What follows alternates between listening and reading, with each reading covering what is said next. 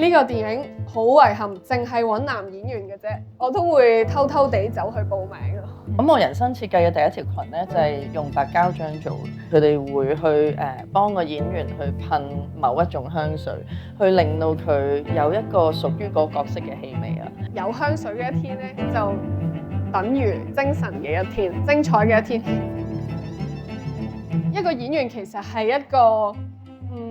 一張白紙，又或者一嚿泥膠嚟嘅。如果我相信自己咧，其實係唔足夠嘅，仲要係呢個團隊認為佢哋都相信我，咁先係一種最重要嘅事咯。所以我覺得嗰個被指導就係除咗實現我自己嗰個自由之外，仲係大家共同去創作嗰個自由啦。呢個活咧係最重要。我覺得忠於自己係一個性格啊，因為我係好過分忠於自己嘅。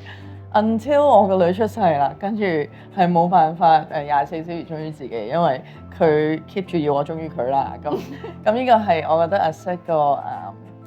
女性一個過程，即係我哋轉咗去唔同嘅經歷，又會有另一種流動性咯。我覺得咁所以而家我就會去 balance 翻我 life 係點樣，幾時應該忠於自己多啲，幾時應該例如我拍戲嘅時候，我同導演同攝影師溝通咧。其實我喺創作嘅時候，我會好忠於自己。但係到我要同佢哋溝通交流，其實我哋三個都係攞最好、覺得最好嘅攞出嚟，然後有一種即係可能中間會有好多妥協啊，或者大家有啲爭持啊。但係其實呢啲都係令到嗰個創作再去升華咯。咁所以我覺得如果遇到一個好嘅導演同攝影可以咁樣交流，係一個好難得嘅組合咯。因為可能我細個喺北愛爾蘭長大咧，咁我遇到啲好好嘅藝術老師，即係可能我係14、15歲開始，我記得佢哋要我設計一條裙，咁我人生設計嘅第一條裙咧就係用白膠漿做嘅，咁係可能佢哋 inspire 我就係其實你唔應該用你覺得個世界話俾你聽嘅標準係點啊，好似冇一個 rules，你應該係咁要 break 個 rules，咁當嗰段時間喺我最即係爆發我嘅創意嘅一個青少年，去開始咁樣被 train 咧，我就覺得到之後喺倫敦讀 fine 啦，都係要不斷去打破既定有嘅嘢。咁所以之後都慢慢嚟到做電影啦，無論做美術或者做導演，我都係唔係好理其他人做緊乜嘅，我都係唔會循規蹈矩咯，係咪？我覺得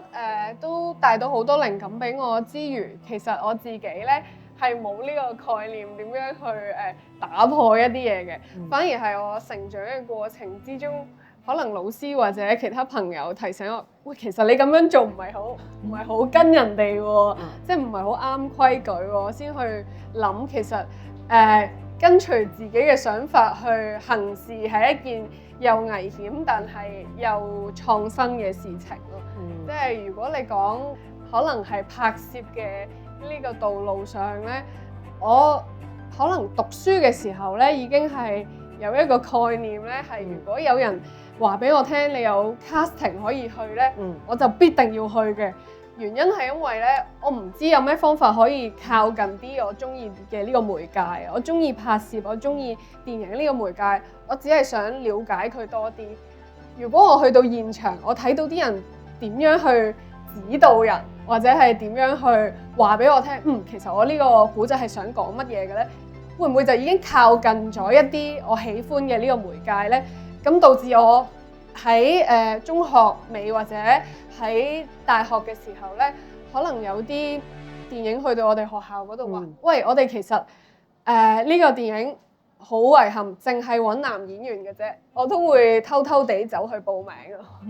咁呢個會唔會就係一個冇所謂或者係我嘅自主嘅流動性咧？就係原來我咁樣就可以靠近少少我喜歡嘅媒介之餘，可能佢揾男演員之餘都想揾一個輔助男演員嘅演員咧，定係佢會覺得我對呢樣嘢好有熱情，想邀請我加入去做一啲幕後嘅執頭執尾嘅工作，又話唔定喎。咁所以我就好熱衷去參加呢類型嘅公開嘅機會。咁慢慢其實我入到呢個行業咧，我第一個獲得嘅工作機會亦都唔係幕前咯，係嗰陣時見到我嘅一啲工作人員問我有冇興趣要做佢哋嘅 assistant。哇！係啦，咁我就覺得原來邊個部門？係 casting director、casting assistant，即係副導演嘅 assistant。咁我就覺得其實呢個就係我實現自我嘅自由，而嗰個自由度好大。只要我認為可以咧，亦都唔包保人哋覺得唔得。咁我就覺得呢個其實係一樣又危險又有趣嘅過程。我記得嗰一次係玩一個運動團隊嘅全男班嘅，佢冇叫我去扮乜嘢，但係因為佢要揾男主角嘅時候，嗰個場景咧係需要一個女仔同佢做對手戲嘅。咁通常咧呢啲情況之下就會揾翻佢哋自己嘅工作人員啦。咁佢見咁湊巧有一個女生出現，咁就可能就俾咗呢個方便俾我去嘗試啦。對我嚟講係一個好好嘅經驗嚟嘅，我亦都儲咗入袋嘅。當然最後冇發生任何事啦，但係我都記到而家，亦都欣賞自己咁樣去做咯。我好深刻咧，有啲前輩我哋傾偈喺度講咧，就話80-90年代嗰陣已經有好多美術指導或者stylist 咧，佢哋會去幫個演員去噴某一種香水，去令到佢有一個屬於嗰個角色嘅氣味啊。咁而最重要係佢唔單止係令本人即係個演員本身感受到，咦，我一有呢個香水我就入戲啦，即係有一種記憶啊，令到佢。咁仲要係令到現場個對手啦，或者現場工作人員啦，都會一聞到因為咦到啦佢演員到啦。咁所以我覺得一樣好正嘅。咁但係我自己搭嘅景啊，我都有用例如香薰啊香水去營造翻嗰個氣氛。咁好似咧有時你知我哋可能喺廠度搭個景啦，咁個個都好匆忙啊，趕住啊，然後有好多粗口啊。但係當你一踏入咗我個 set 咧，你除咗係眼你視覺見到我個成個可能變咗另外一個年代，跟住突然間你都聞到另一種年代咁嘅感覺，咁就會令到啲工作人員都 chill 啲嘅。咁所以我哋係都有好緊，即係好緊要嘅一種觀感啊，應該係。係咯。其實我覺得如果咧，萬一而家冇被分配到一種氣味，即係好似